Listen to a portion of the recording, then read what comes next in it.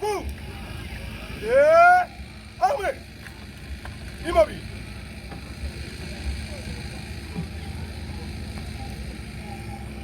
Monsieur le Président du tribunal militaire de la zone de Kinshasa, Galema. Distingué membre juge de la composition. Mon capitaine, police audience et rangé pour vous rendre les honneurs. Présent des prévenus qui comparaissent à l'audience de ce jour. Commandant pour audience. Adjudant chef, Ngandou, Ilunga, Papi.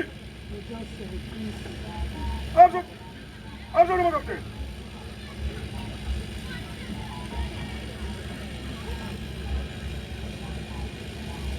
Oh, bien. Hop. Yo, monsieur.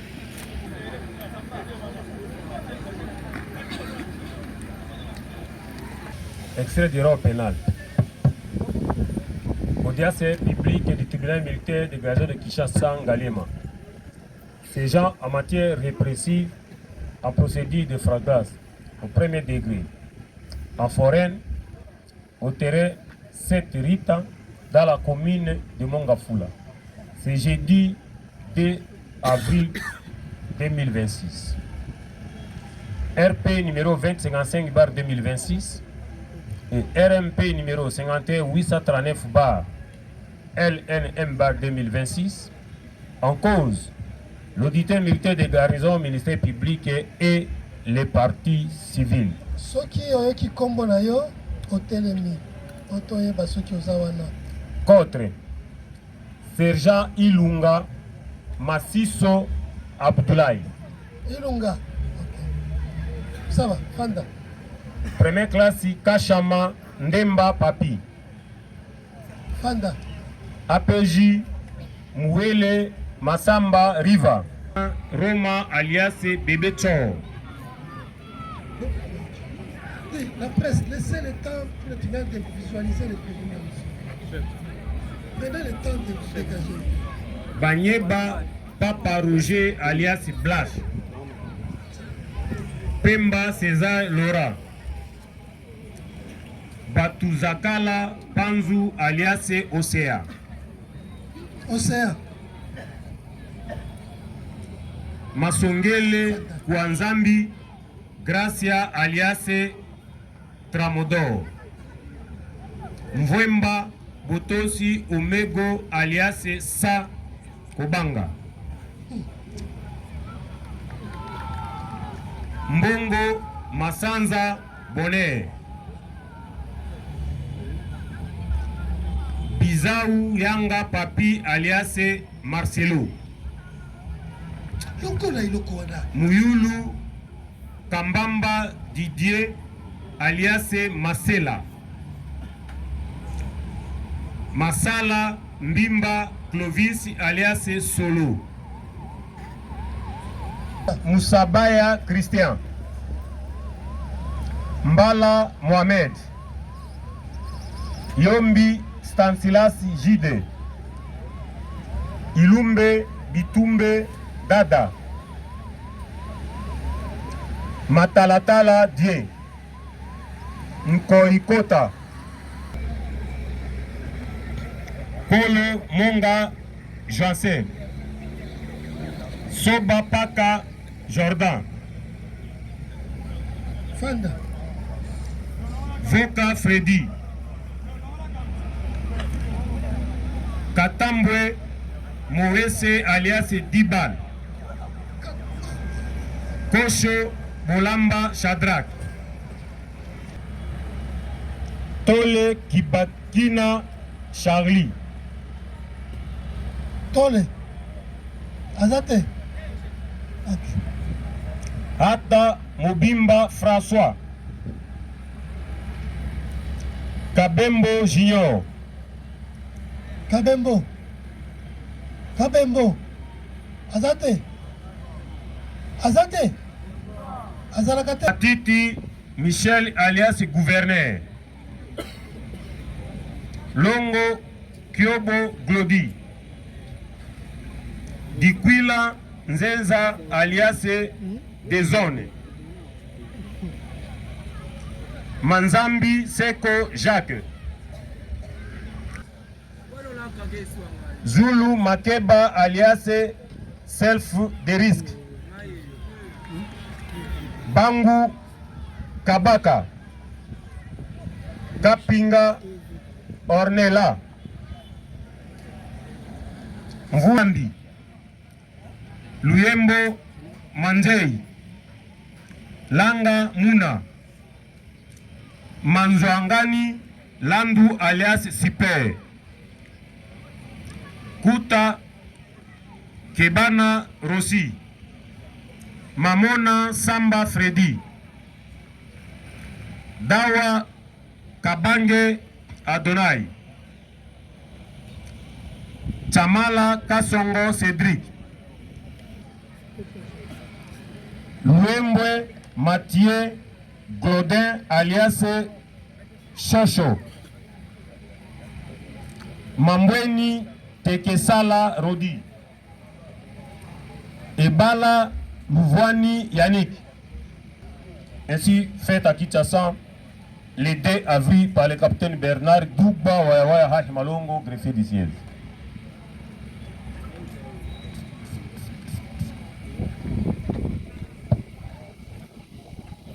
Dans cette affaire, il y a aussi procédé par une décision conséquente. Nani ndaiki comme on a été. Boni combien? Boni ma combien belé? Le procédé, il est là seulement de comprendre.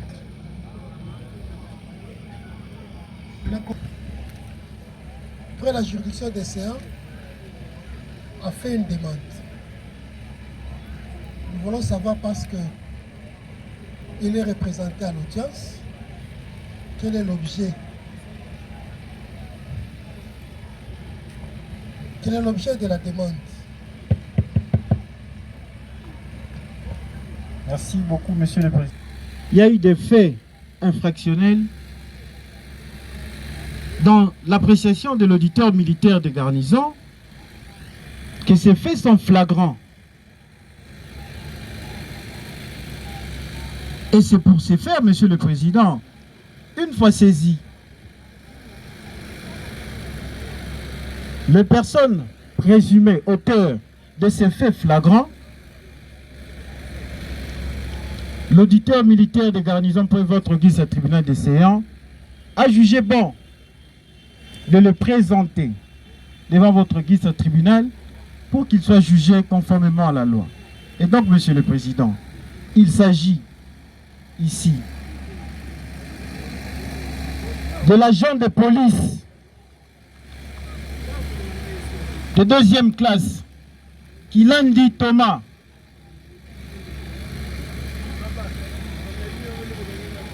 Kilandi, où ça le bosso?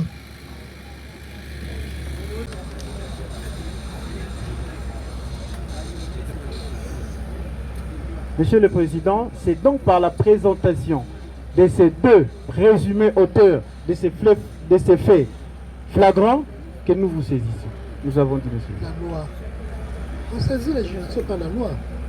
Doit-on vous rappeler ici la saisine Relative à la répression des infractions flagrantes qui dispose en son article 1er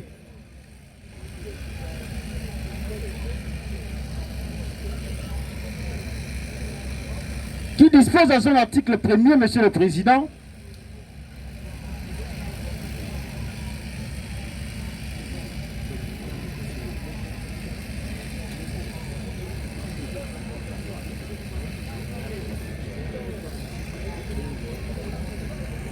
arrêté à la suite d'une infraction intentionnelle, flagrante ou réputée telle, sera aussitôt déféré au parquet et traduit sur le champ à l'audience du tribunal. Monsieur le Président, c'est sur base de cette loi que nous vous saisissons par la présentation de ces auteurs présumés de ces faits flagrants, nous avons dit. Constitué conseil de M. Mouzingu Mavila Baïgo. C'est qui? Parmi les détenus. Mais laissez-nous procéder.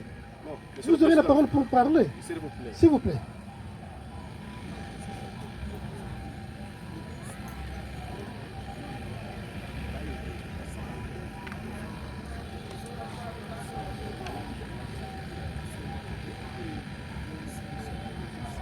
La procédure veut à ce que vous laissez le tribunal procéder.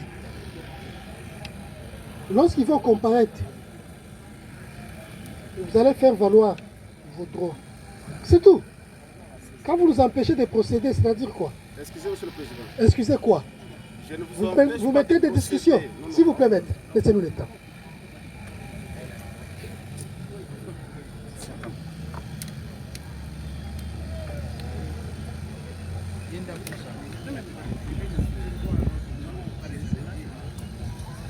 okopesa biso kombo na yo mobimba po toyeba yo.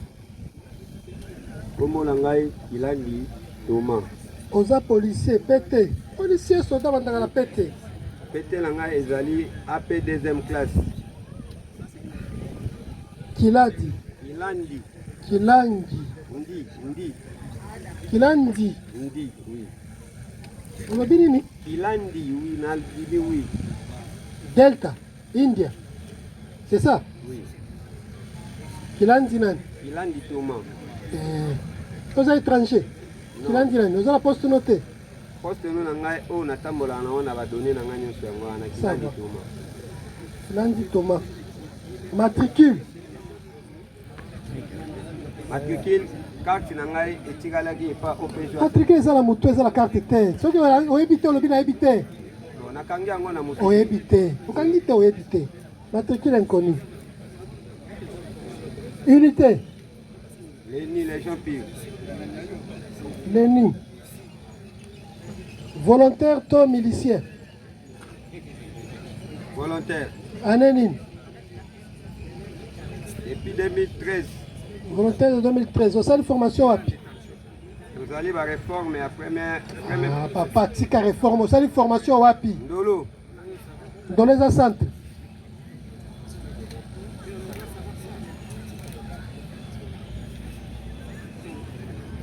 Omotami wapi? Akipit. Mukolo nini? 11 10e mois. 85. Papa abotio. Comment on est? Kilandi Faustin. Kilandi. Oui. Faustin. Azala bomoi. Non, akufa. Maman abota yo. Comment on est? Mafutila Petroni. Mafutila. Oui.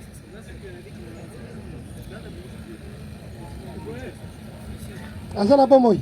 Non, akufa. Yo za ekolo nini? Azali mupende ya Gungu. Village. Mungindu. Olobi? Village Mungindu. Mungindu. Secteur. Gungu. Gungu. Territoire. Territoire Mongwezi na wana. Province. Kwilu. Classe nini otangi? Nasuka na 6e. 6e nini? Les humanités. Ozwa diplôme. Non. État civil. Célibataire. Obota. Oui. Malaboni. Naza 5 enfants. Ofandi wapi? Afandi na district Kansele. Avenue. Avenue Nkulu. Avenue Nkulu. Numéro. Walimero kuna nani ba fixé te. Quartier. Munziami. Quartier. Munziami. Ngunziami. Munziami.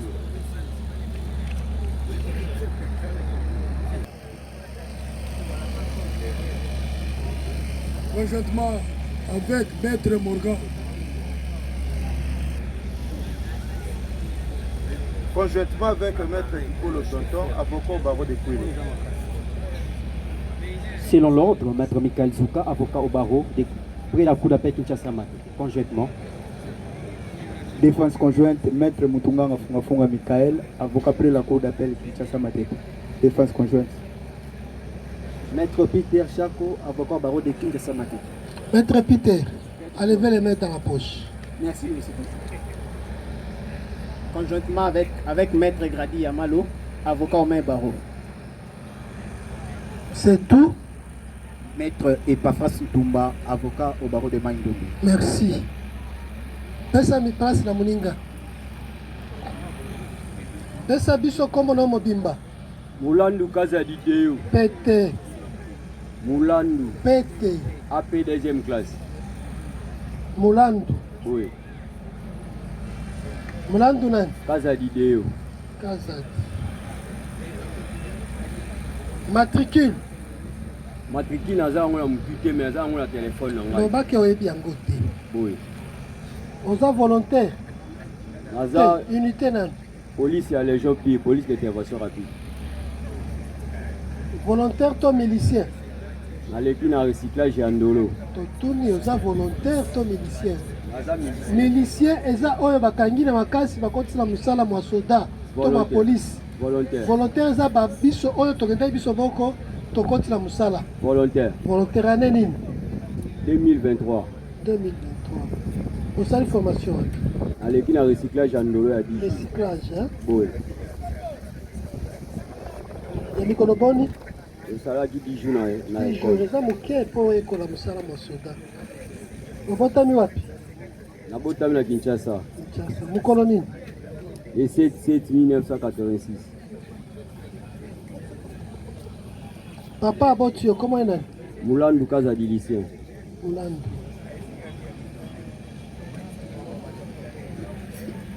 Aza na bomo ito akufa? Aza na bomoi. Mama abota yo, komo enani? Budinga Pascaline. Ono village. Naza musuku ya fresh. Village. Maïndombe. Village. Village. Mboka nina koma te moko. Sifo koma mboka po oyeba kumba mboka. Siko Maïndombe feshi oyebi yango ndeni.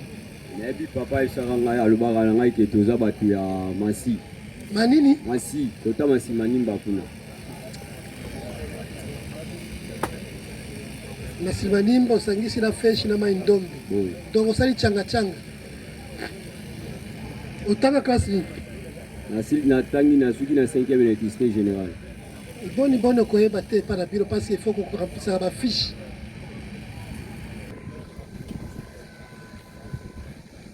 Il est assisté, Monsieur le Président, par le même conseil. Mais là, cet avocat-là qui venait nous embrouiller ici. On ne sait pas, Monsieur le Président.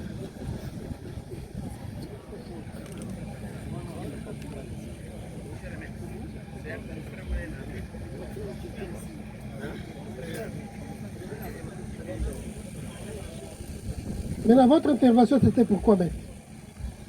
Merci, Monsieur le Président, de la parole par vous nous accorder. Je disais que nous venons d'être consultés par Monsieur Baïgo Munzingu. Il est ici. Voilà.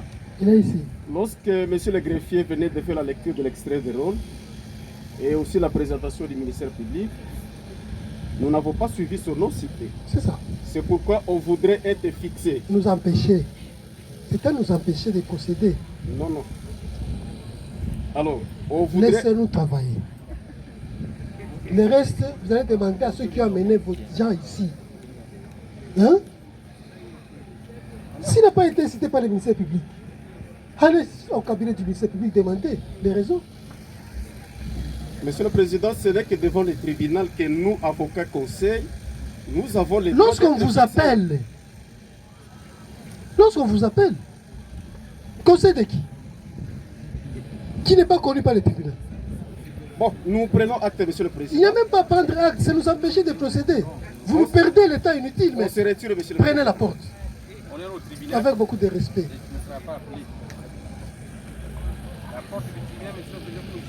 La porte elle est ouverte. Il n'y a pas de porte, Monsieur le Président. Il n'y a pas de porte. Vous êtes entré comment ici? C'est une salle d'audience. On est au tribunal. Voilà, ministère public. Nous avons identifié les personnes que vous avez déférées. Nous sommes le 29. C'est dimanche passé, Monsieur le Président, dans la commune de Selembao, sur la place de Kingu, vers la route Matadi. Le militaire qui nous a quittés, qui répondait au nom de Taboa la Kinkela Kevin, rentrer chez lui à la maison en venant d'une visite familiale. Arrivé à cette place précitée, c'est-à-dire vers la route Matadi à la place Kingu, il va rencontrer le deux prévenus, Monsieur le Président, par devant vous. Puisqu'il était porteur d'un képi, Bazonkian, comme on le dit dans le langage quinois. C'est des policiers qui avaient déjà laissé leur poste qui se trouve sur la même avenue Kingu, Monsieur le Président, en bas, mais ils s'étaient retrouvés là-bas, vers la route Matadi, bien armés. Ils s'attaqueront à ces militaires qui étaient en tenue civile, mais avec un képi Bazonkian, comme nous l'avons dit tantôt. Et ils vont l'interpeller pour qu'il leur remette de force ces képis qui appartenaient bien sûr à ces militaires qui nous a laissés. Et Monsieur le Président, ils vont exiger et en même temps,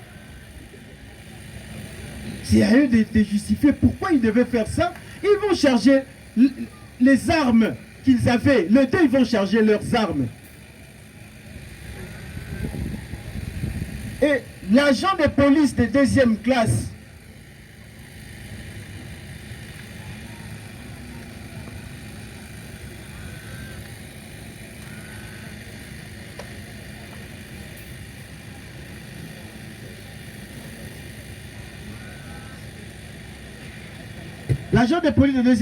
Kilandi Thomas, va tirer une balle entre les jambes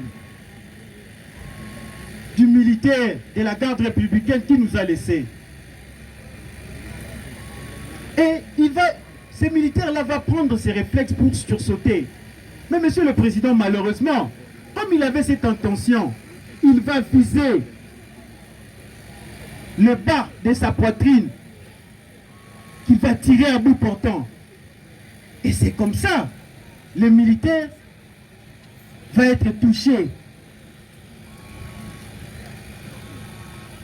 Et dans cette situation, ils ont commencé à tirer pour disperser la population et s'enfuir.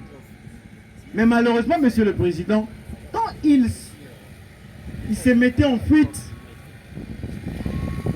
sa carte était tombée, Monsieur le Président.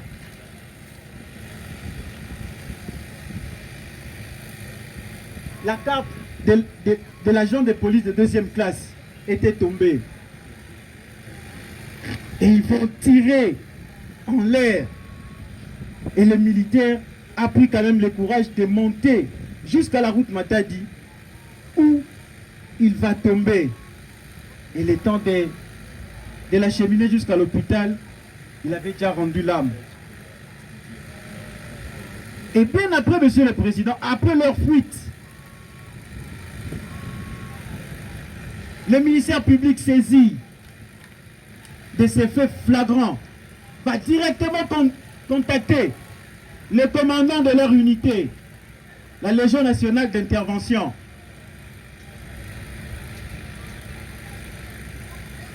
Avec des instructions de mettre la main sur ces deux prévenus.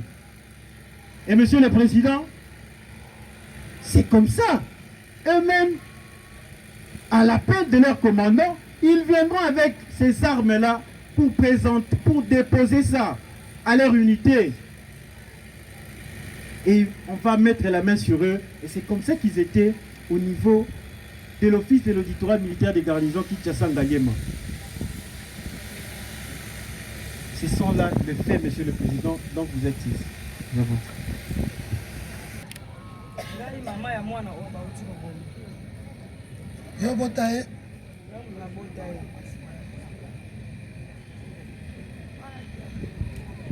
Comment on est? Kabwala. Kabwala Kinkela. Kabwala Ça va. Elle est assistée de maître Moïse Saloumou, avocat au barreau de Kinshasa Matete.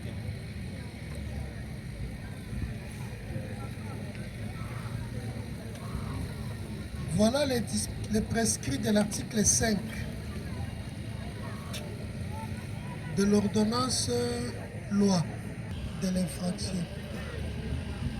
Sont tenus de suivre le prévenu à l'audience et d'y déposer. Nous voulons savoir du ministère public s'il y a des témoins.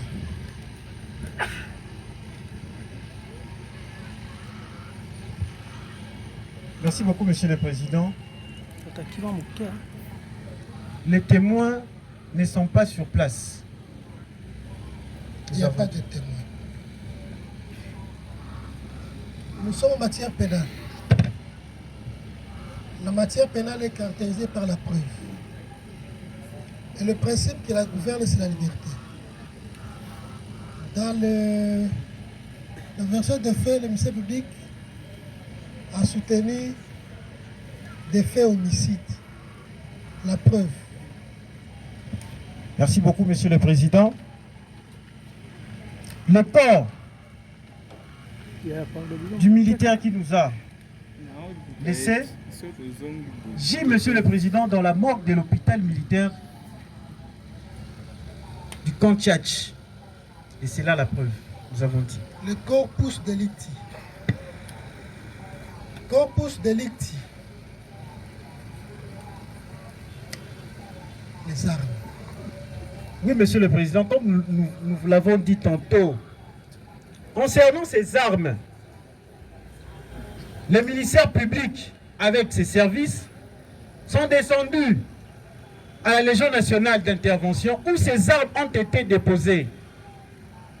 Et nous l'avons vu, puisque ici, il y a les bulletins de service qui vous renseignent les numéros des armes. Et nous l'avons vu, Monsieur le Président, puisque les besoins de service de la Légion nationale d'intervention, ces armes sont à la disposition de la Légion nationale d'intervention. Les devoirs judiciaires priment tous les autres services, ministère public. Il s'agit des armes qui ont commis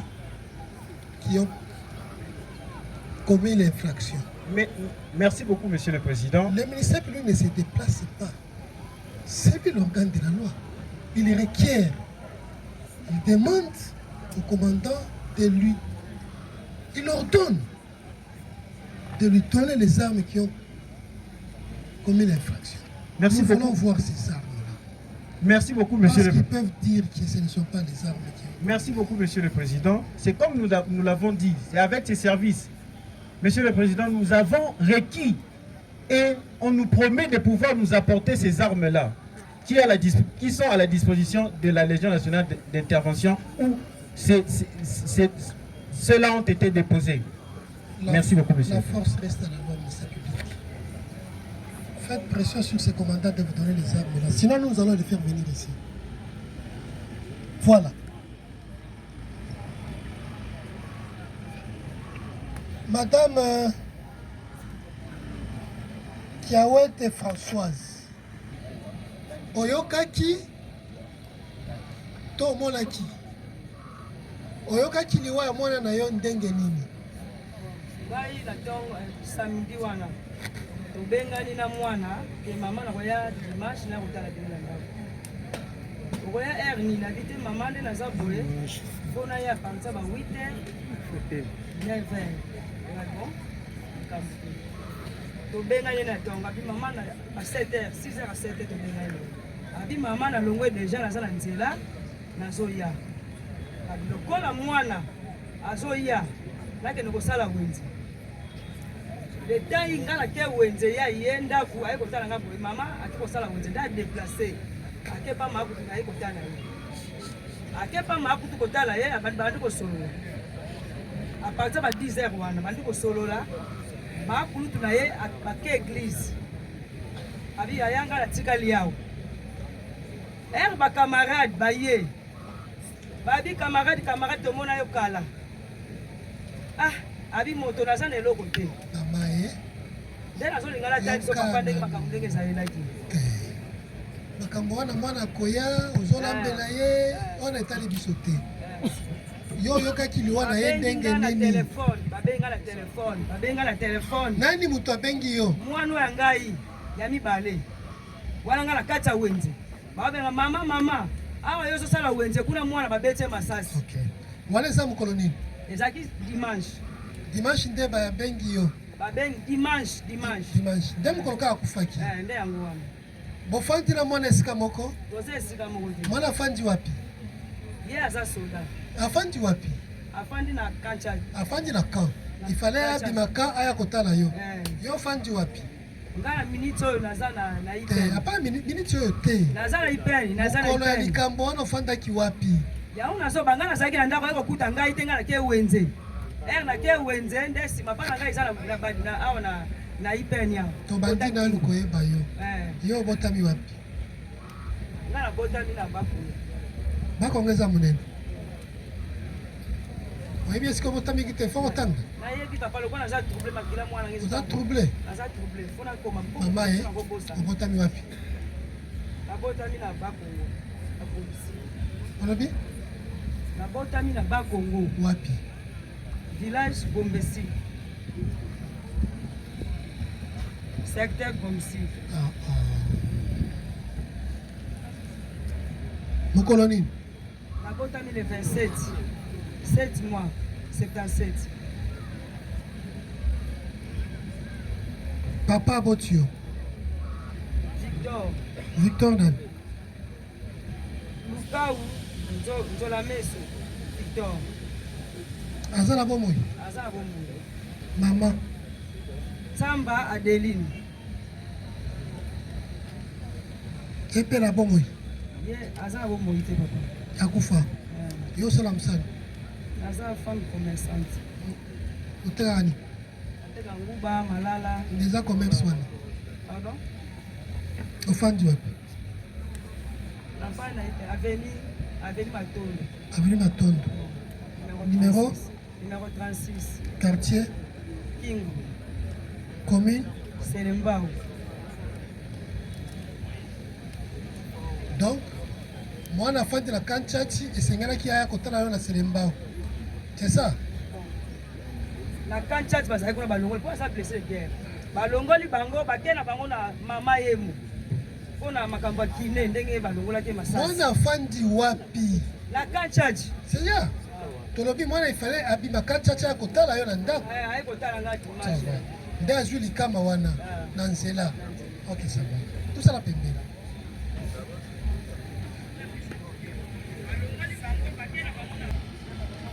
Soki boza awa mokonzi ya mibeko alobi na mokuse bobomi mutu malembe boyokamela alobi bobomi mutu nani bobomi soda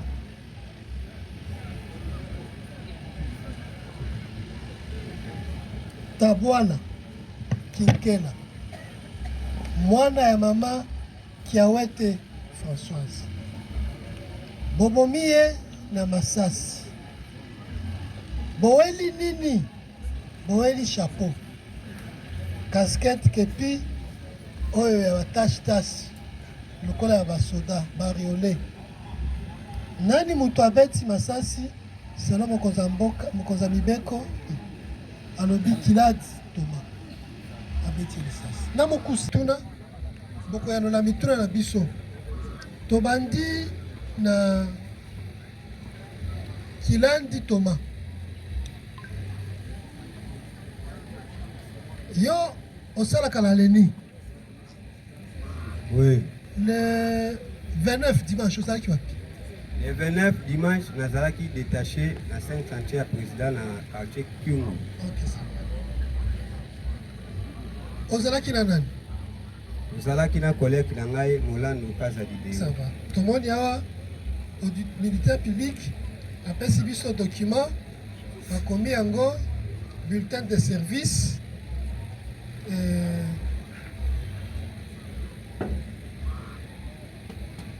Qu'il a dit Thomas Moulandou Kazati. Vous avez la sécurisation, il y a installation à chantier à chinois. Et ça va plus. Chantier, et ça va plus. Chantier yango ezali na Kyungu, précisément avenue de Toyebite. Na Selembao. Na Selembao, oui. Ça va. On lobby na biso que dimanche aux qui la musala. Oui. Vous qui est longo na Mulandu. Oui. Nana ni mosusu. Otomoni wa boza 8.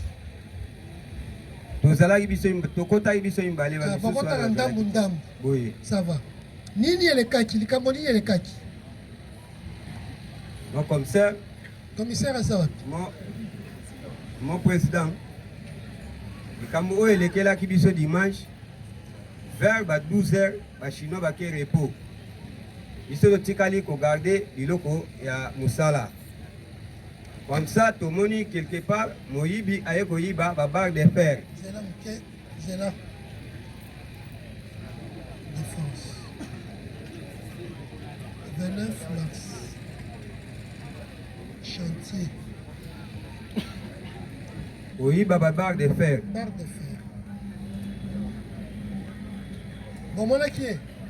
Tout le monde qui Moïbi wana pe to kanga qui est. Bokangi. Bomemie wapi? Bomemaki ye na Seat oyo eza na face ya station ya IPN. Ok. Voilà tout ça à 12h. Oui. Ça va. Bino yo somi balé. Oui. Ok. Tozongi na no muke. Tango bazo sala musala, bozangi na manduki boni. Tozala na munduki moko. Type marque ya munduki. Aka. Aka nini? Kalashnikov. Banque comme il balé, comme il a 47, là 81.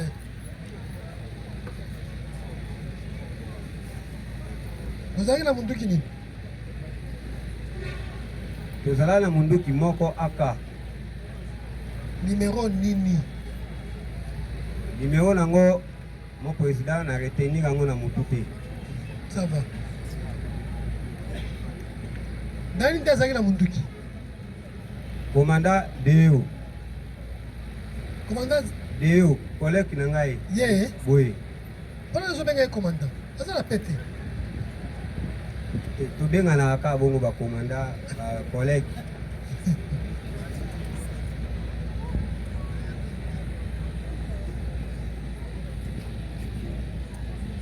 Ok. Il y a des gens qui Oui. Ça. Nini le kaki? Oui, mon président. Tango to uti gotika Moïbi wana tobengaki nanu major. Major apesi biso ordre non. Bozwa ye boki gotika ye na poste moko oyo eza pembeni po ete superviseur ya ba chinois lokola azalaki takende kozwa mbongo ya futa ba travailleur na cité du fleuve. Bokende botika ye na société wana soki aye amona ye ye moko nde akopesa ordre soit botika ye soit toya kozwa ye to condamné ye koto. Nde tokenda ye kotika ye na société wana. Retour na biso tozosonga.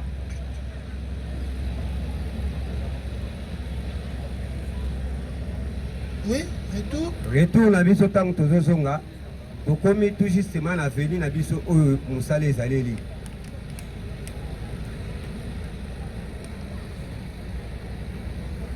Tango tokomi na veni oyo musala ezali. Tomoni écrit ya 5 garçons liboso.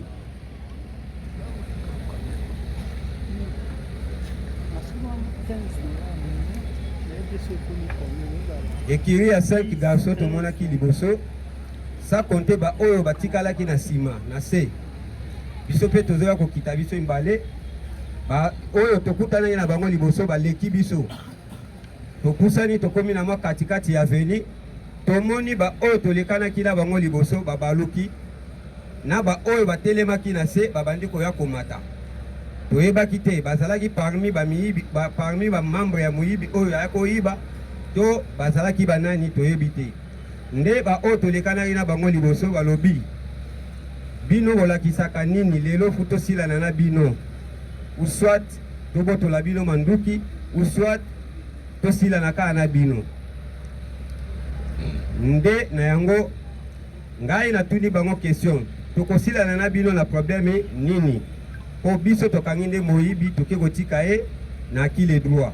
Siko biso na bino problème nini oyo tokosilana na bino? Balobi tokosilana kaka na bino. Nde bakomi ko approcher pembeni na biso. Tango bakomi ko approcher pembeni na biso ba oyo bazalaki na sima bakomi pe komata lokola ba encercler biso. Nde epesaki effet moko déjà ya mabe, komanda abetaki coup de balle pona ko disparaître bango. Nde coup de balle abetaki tango basali kopanzana kozonga biso toluki tozonga, nde mabanga ebandi wana babandi kobamba biso mabanga. Babandi kobamba biso mabanga. Monduki oyo komanda abetaki yango na position non dangereux. Mais toyebi te soki ezwaki nani, soki pe ezwaki nani en présence boye tomonaki moto oyo biso tobetaki masasi te. Ngangonga nini oyoki ke masasi ezwaki moto? Biso toyoka yo ngai na ye koyoka ke masasi ezwaki motu mardi tango mokonzi na capitaine na biso major azwi biso a retenir biso na poste wana. Makambo eleki dimanche mardi nde oyebi ke masasi ezwaki motu. Boye biso toyokosa nouvelle nde mardi tango mokonzi avandisi biso na bureau ke ofanda nanu nakita kuna nasala constant nayeba masasi soki ezwaki motu to ndenge nini. C'était mardi. Nakoyoka masasi boni ebimaki na munduki. Oyo abetaki ezalaki coup de balle moko abetaki pona kopanzana no entourage oyo banda ko entourer biso. Moko kaka. Oui.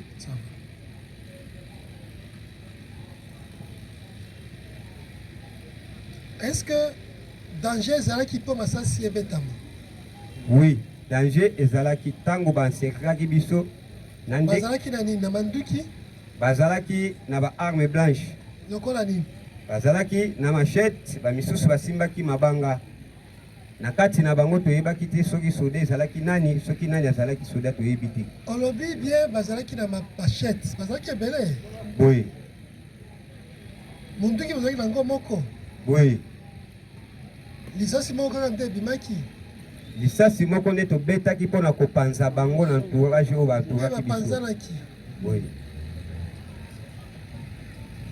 Po biso tolingi toyeba soki bato baza na bamachete baza plus de 2 bino na munduki moko bakoki koresiste na bango. Bango mpe baza na mabanga babetaki babokaki mabanga. Babokaki mabanga presque épreuve ezali masa na ngai azali na blessure na mosala. Pesa micro. Deo. Oyoki maloba oyo mokonzi ya mibeko alobi na mokuse bobomi mutu nani soda kombo na ye Kinkela, mama na ye aza pembeni wana bobomi na masasi na kosamba ya moninga moyo. Alobi yo mutu ozalaki na munduki, yo mutu mpe obetaki masasi. Sikoyo tolingi toyeba munduki nini ozalaki nango? Manduki biso tozalaki nango eza AK eza na numero AK numero nango so na bosani te koki kozala 85 35 ou 36.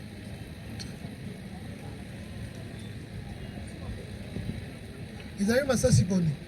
Obeta coup de balle moko po ezalaki na masasi boni. Manduki na so ezalaki na 5 munitions bapesaka biso. Obetaki masasi boni? Obetaka coup de balle moko. Obetaki yango mpona nini? Ntango namoni efe ekomi makasi obstacle ekomi biso ful fo toluka moye kose défendre wana na miso oki nde masa ayaki kozwa mo tosali kodispatche bango nde tolongwaki.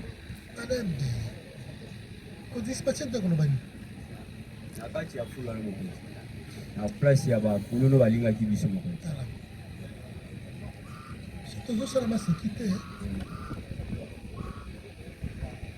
fo koloba makambo oyo oyebi ndenge na yo alobi yo moto obetaki masasi mpasi yo nde ozalaki na monduki nani azalaki na monduki ngai ntango nazwi shok totoni nani azalaki na monduki masa nde moto abetaki libali wana ntango ngai nazwaki oyoki ntango ministère public atangi moto abetaki masasi alobaki Moulandi nde abetaki masasi Thomas tozwi Thomas na maloba Thomas alobi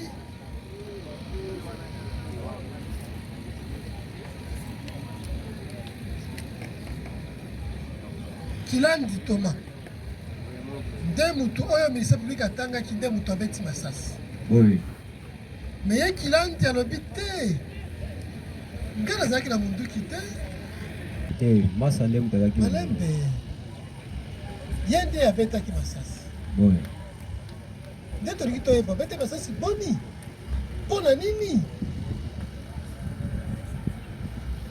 tobetaka kaka coup de balle moko oyo masa abetaka moko nani moto abetaki masasi masa na ngai aza mopanzi na ngai nde moto abetaka coup de balle mpona kodispache bato wana mokonzi mpona na kati ya desordre place wana tomoni ke po toluka moye tose sauve na manduki ya bato ya leta po toluka moye tobeta lisasi moko po toluka moye toluka nzela ya kolongwa nde tolukaki moya nzela ya kolongwa lisasi yango abetaki ndeni tobeta lisasi na position no dangereux yo obeta te ye nde abetaki yo olobi ye nde abetaki oui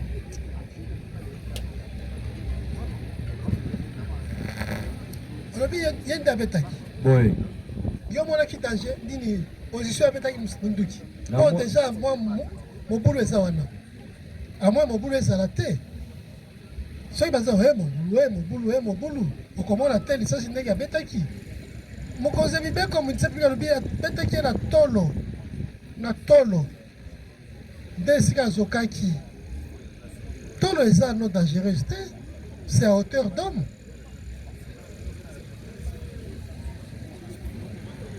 molobini oyo ngai namonaki na misu ntango moninga na ngai atomboli ngai marke makili tofula ngai loboko abeta masasi na ndenge ya likolo mpe le même jour moninga na ngai abeta masasi totikalaka mpe koyoka likama moko te keo likama moko boye esalami awa moto azwi masasi to moto azoki na lisasi soki ndenge nini donc olingi koyebisa biso ke lisasi oyo bobetaki ekimisaki bato wana boye bato bango bazalaki na machete bakimika lisasi moko awa na ville ya Kisasa lisasi moko kaka ekimisi bango bazalaki boni bazalaki mwana troupement ebele mokonzi combien pisi mwana atangaki pena te mokonzi ata combien apprécié après près akozala ba 5 ou 8 bakokima lisasi moko ntango tobeti oyo abeti oyo wana baoyo bazalaki pembe na prince nde basundolaki nzela nde epesaki biso mpe moye teni ekatani nga mpe nde tolukaki moye todispace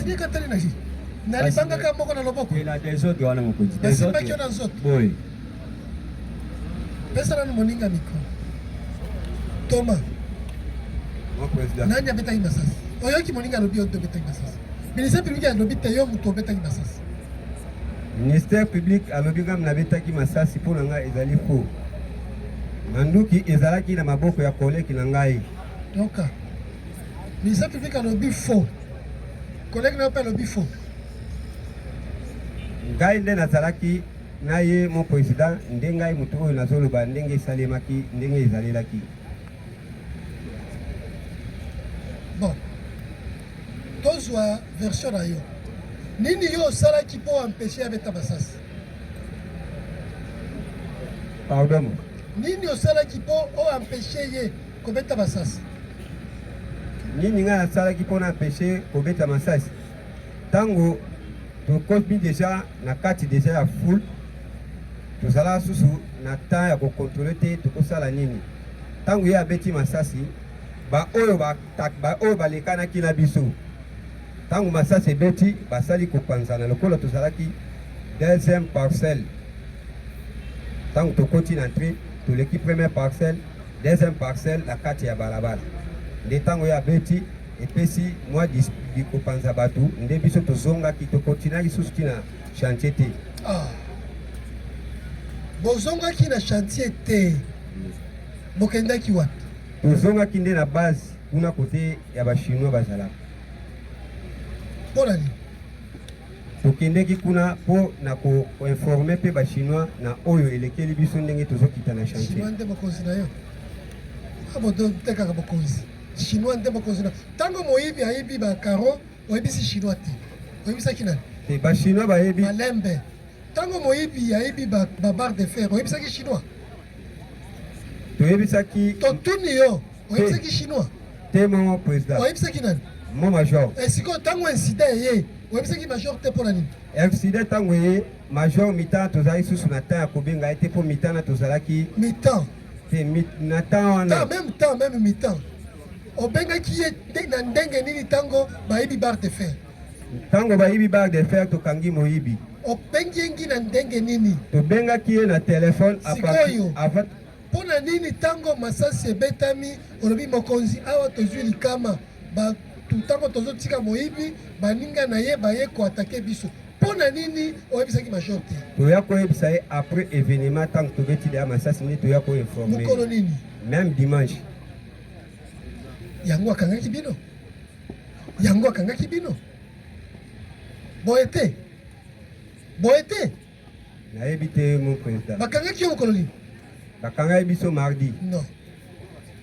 Soki ya solo ou soit mokonzi ayebaki te, mais soki ya solo eza kaka mokolo wana mokonzi na bino ayebaki, ye moto angangaki bino selon le dire de ministère public, akangaki mpe bino.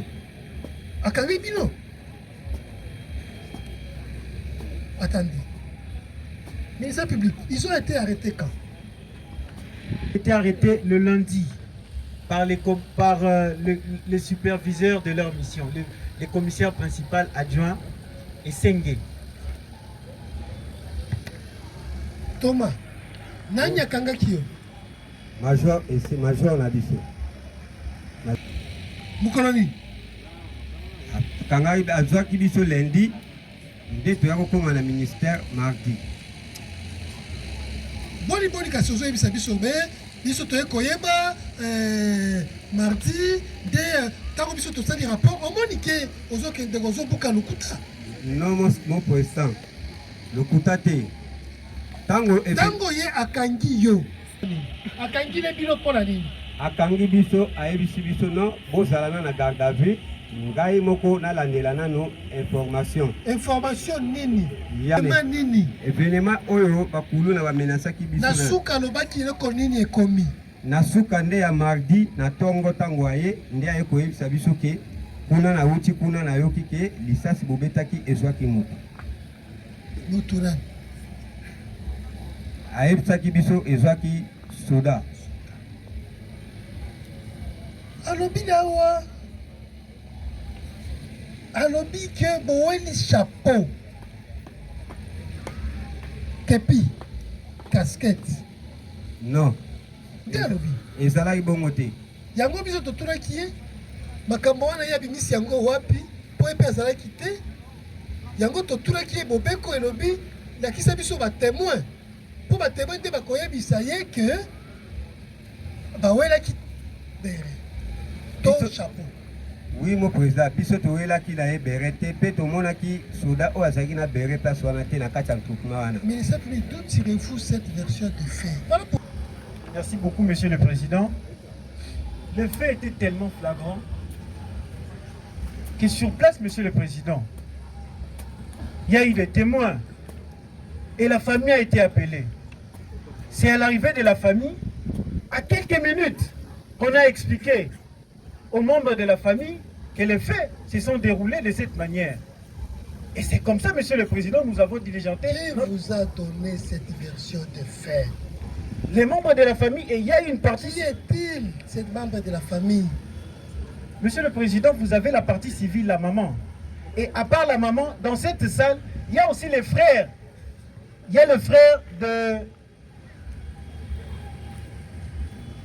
il y a le frère de la victime au nom d'Nkodia Moujani Dako. Qui était là. Qui était là. Ce sont eux qui sont venus nous saisir, Monsieur le Président. S'il vous plaît, calmez-vous. Qui était là? Il était venu sur place après quelques minutes de fait. Et il y a des témoins sur place parce que nous sommes dans une procédure. Nous allons même vous demander, Monsieur le Président, si nous pouvons, si le tribunal peut descendre sur place et rencontrer cette version des faits du ministère public, nous avons dit.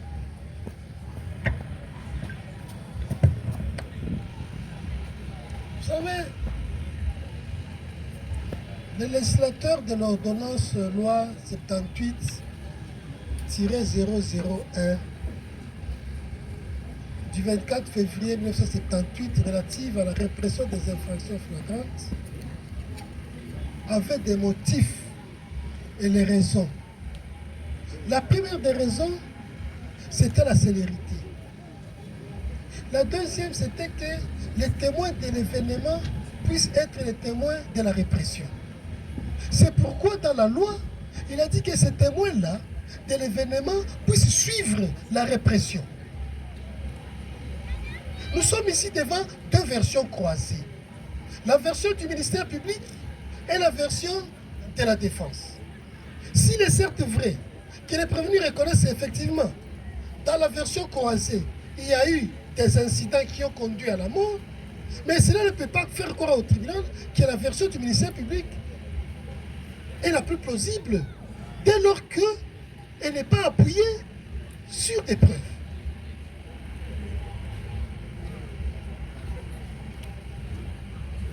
La première faiblesse, c'est l'arme. Lorsque vous nous donnez les bulletins de service, les bulletins renseignent 3 armes. 2 armes de type AK-47 et une arme de type Uzi.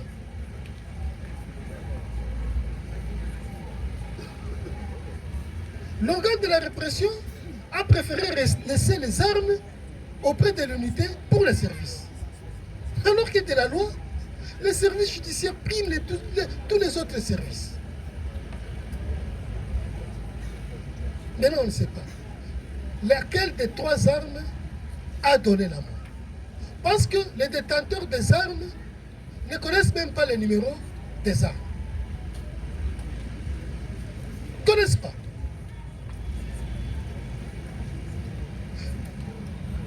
Qui détenait les armes?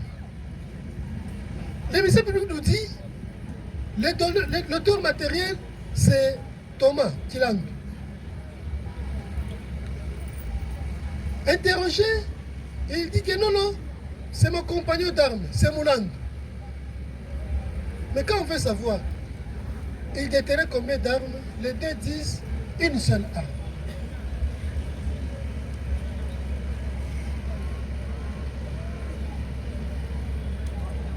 Ils reconnaissent et ils se défendent avoir été attaqués. C'est une justification, c'est un alibi. Cet alibi devrait être battu en brèche par le ministère public, qui devrait nous dire le contraire.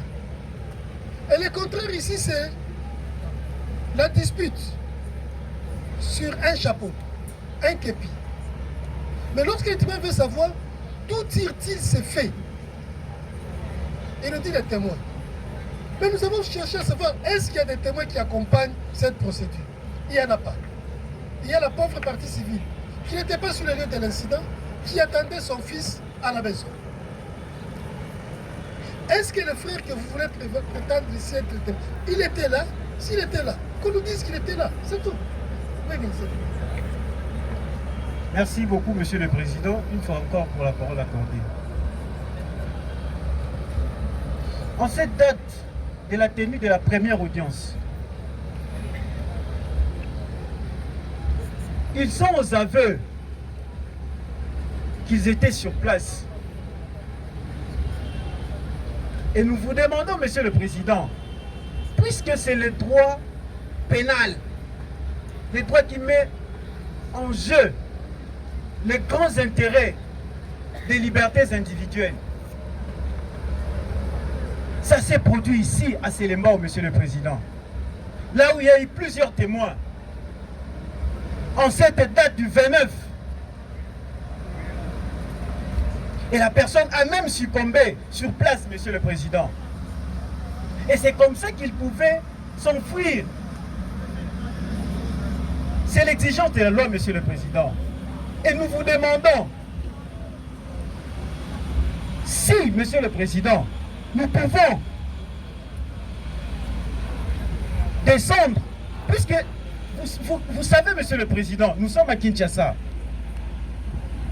Si beaucoup de faits criminels ne sont pas à la hauteur de la connaissance des organes judiciaires, parce que la population se réserve parfois à dénoncer.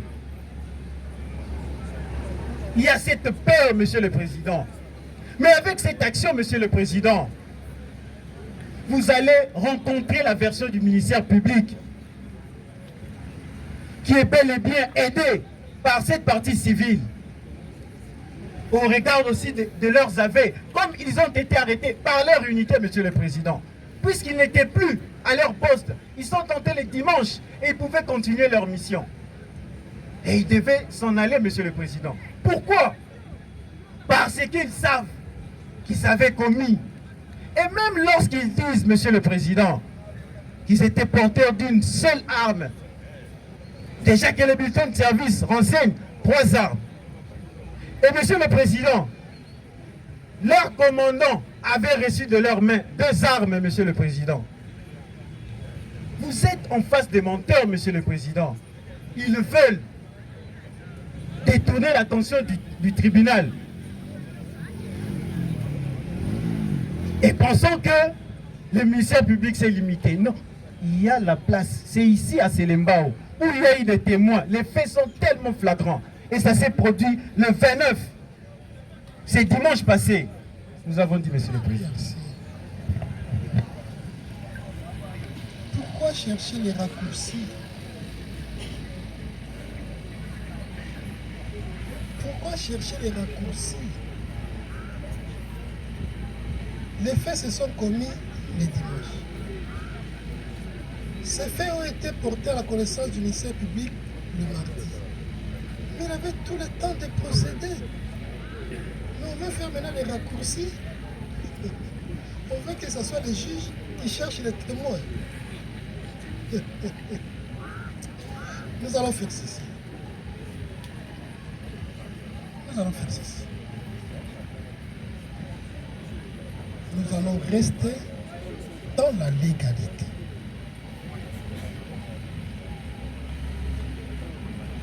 C'est ça même la rigueur de la loi.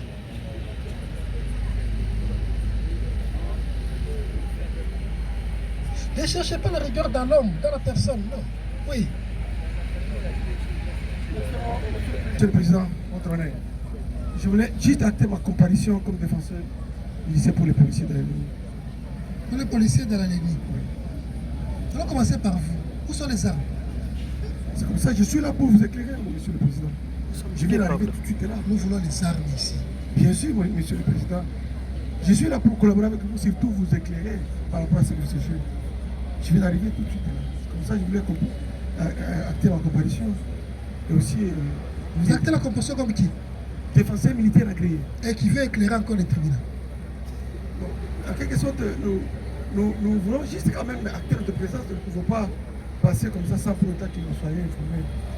À la Lénie, vous avez quelle fonction? Je suis le conseiller juridique. Conseiller juridique. Oui. Nous voulons les armes. Ou l'arme qui a commis les faits infractionnels. C'est comme ça que j'étais en communication avec le militaire. Les choses sont en route parce que là où on avait mis les armes, on est tenté de chercher les numéros pour qu'on puisse quand même identifier. Alors, nous voulons juste vous confirmer qu'on va vous l'apporter. Peut-être à quelques minutes là. Quelques minutes, hein? Monsieur le Président, ici.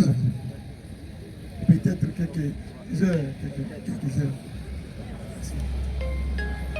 Merci. Actez la comparution du major, le commissaire supérieur adjoint. Commissaire supérieur adjoint Delphi Kingombe Saïdi, défenseur militaire agréé. Merci. Pour le compte des 2 policiers. Oui, monsieur le Président.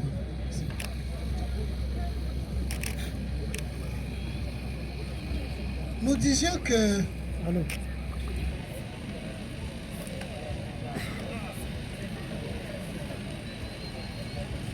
La rigueur de la loi pénale, c'est que ce sont les prescrits de la loi. Les témoins des événements suivent la répression. Le corpus delicti suit l'audience. C'est pour opposer, confronter le présumé auteur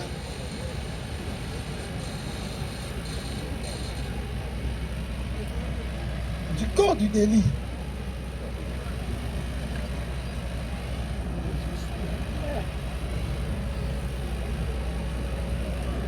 Donc vous avez besoin. Mon Dieu s'est renvoyé à demain. Merci beaucoup. Le deux devoirs, l'audience est renvoyée à demain à 9h. L'auteur présumé soit à la disposition du ministère public pour la détention. Qu'est-ce qu'il y a? Il y a demandé? Oui, allez-y. On commence par la partie civile. Merci, Monsieur le Président. Avec ces devoirs-là, on peut aussi faire le devoir d'un coup une fois et faire présenter aussi la République. La République. Devoir. Votre honneur, nous aimerions aussi, si possible, le ministère public puisse accompagner des témoins de l'événement. Ça va élucider. Combien vous voudra-t-il qu'il n'y en a pas?